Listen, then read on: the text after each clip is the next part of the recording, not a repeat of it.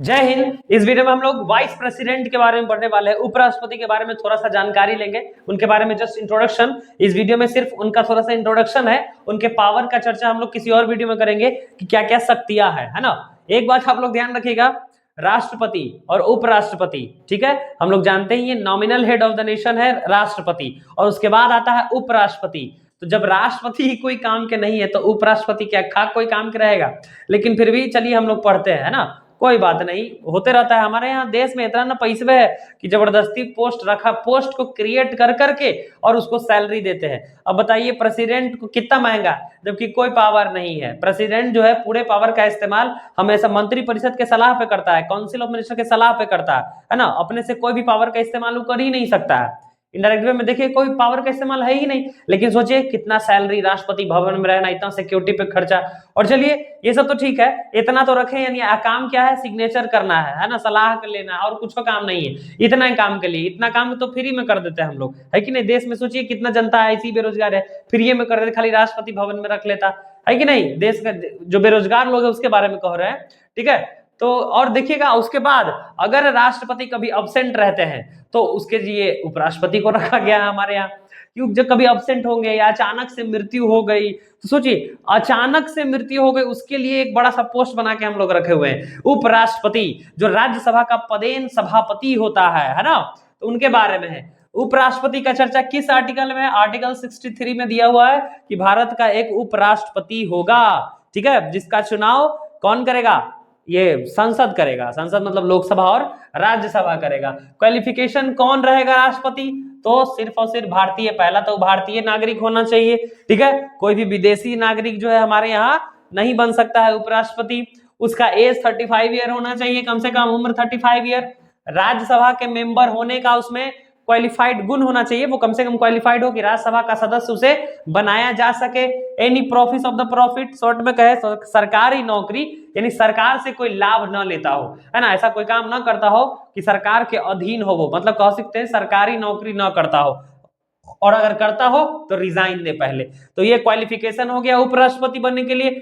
Article 69 में उसके oath के बारे में दिया हुआ है। ओथ यानी शपथ कह सकते हैं हम लोग, ठीक है, हिंदी में कहते हैं शपथ। तो राष्ट्रपति के समक्ष शपथ लेता है वो, है ना, कि भाई क्वेश्चन आता है कि उपराष्ट्रपति को शपथ कौन दिलवाता है? तो प्रेसिडेंट, राष्ट्रपति शपथ दिलवाएगा। याद रखिएगा, राष्ट्रपति, ज्यादातर लोग को तो राष्ट्रपति ही शपथ दिलवाता है ना, पूरा का पूरा कैबिनेट मिनिस्टर को, प्रधानमंत्री को, है ना, सबको तो उपराष्ट्रपति राष्ट्रपति ही दिलवाता है। चलिए आपसे क्वेश्चन है, राष्ट्रपति को शपथ कौन दिलवाता है? आंसर दीजिए आप लोग, है ना, आंसर दीजिए। क्या कहते हैं उसको जी? क्या कमेंट, हाँ आंसर देना हो तो दे दीजिए, है ना, आता होगा तो, नहीं तो कोई बात नहीं, कोई बात नहीं। कैसे बहुत बात हो जाएगा अगर ये सब आंसर नहीं बताइए तो। टेन्योर देखिए, कार्यकाल कितना साल होगा? 5 इयर्स, 5 साल किसका कार्यकाल है, कोई बड़ी बात नहीं है। रिजाइन देके अपना रेजिग्नेशन ये हट सकता है। कब इसका पोस्ट खाली हो सकता है? अगर क्वेश्चन ऐसे पूछा जाए कि उपराष्ट्रपति का पोस्ट कब कब खाली हो सकता है, किन किन परिस्थितियों में, तो पहला तो उसका कार्यकाल पूरा हो गया तो टेन्योर जो 5 साल का है वो पूरा हो गया तो उसको हटना पड़ेगा, है ना। दूसरा रिजाइन दे दे तो, रिजाइन की नहीं, हमको काम नहीं करना है ना, तो भारत तो स्वतंत्रता का अधिकार है सबको, वो रेजिग्नेशन देके अपने पोस्ट को वैकेंट कर सकता है, खाली कर सकता है। और वो अपना रेजिग्नेशन किसको देगा? याद रखिएगा, तो जिसने शपथ दिलवाया है उसी को रिजाइन देगा। शपथ दिलवाना मतलब कि चुनना कि हम तुमको इस पोस्ट पर रख रहे हैं, तो रेजिग्नेशन भी उसी को दीजिएगा ना। तो प्रेसिडेंट को रेजिग्नेशन देना होता है। और इसका कब पोस्ट खाली हो जाएगा? मर गया, कहानी खत्म, ठीक है, मर गया तो ऐसी कहानी खत्म हो जाएगा कि भाई बर्थडे मनाने, नहीं सॉरी बर्थडे नहीं होता है ना, डेड डे हो गया ये तो, ठीक है, तो डेथ होकर हो गया उसका, तो कहानी खत्म, पोस्ट ऐसे भी खाली हो जाएगा। और इन सब के बावजूद चलिए मान लीजिए कि 5 साल अभी पूरा नहीं हुआ है, रिजाइन दे नहीं रहा है और मरा भी नहीं, ये जिंदा है, लेकिन अपने पावर का मिसयूज कर रहा है ना, किसी की सुन ही नहीं रहा है, अपने पावर का मिसयूज कर रहा है। राज्यसभा का पदेन सभापति होता है, जानबे करते हैं, तो इसको हटाने का प्रावधान है। कौन हटा सकता है? तो रिमूव्ड बाय राज्यसभा, ठीक है। राज्यसभा एक रेजोल्यूशन पास करके, कैसे बिल कैसे पास होता है?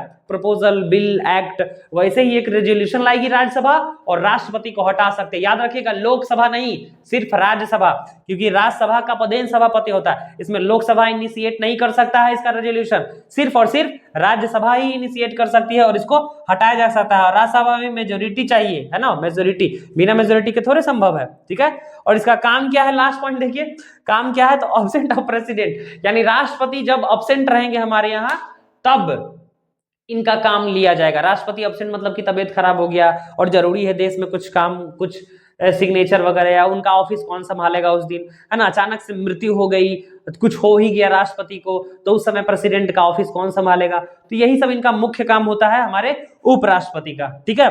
चलिए, फिर भी इंपॉर्टेंट है पोस्ट, थोड़ा सा बहुत तो इंपॉर्टेंस है, कोई भी चीज पूरी तरह से बेकाम के तो होता नहीं है, लेकिन बहुत ज्यादा खर्चीला पोस्ट है। चलिए, ये हो गया, हम लोग उपराष्ट्रपति के बारे में थोड़ा सा जान लिए। अभी कभी दूसरे वीडियो में हम लोग चर्चा करेंगे कि इनका क्या क्या शक्तियां, क्या क्या पावर्स है उपराष्ट्रपति का, ठीक है। तो हम लोग मिलते हैं अगले वीडियो में। जय हिंद।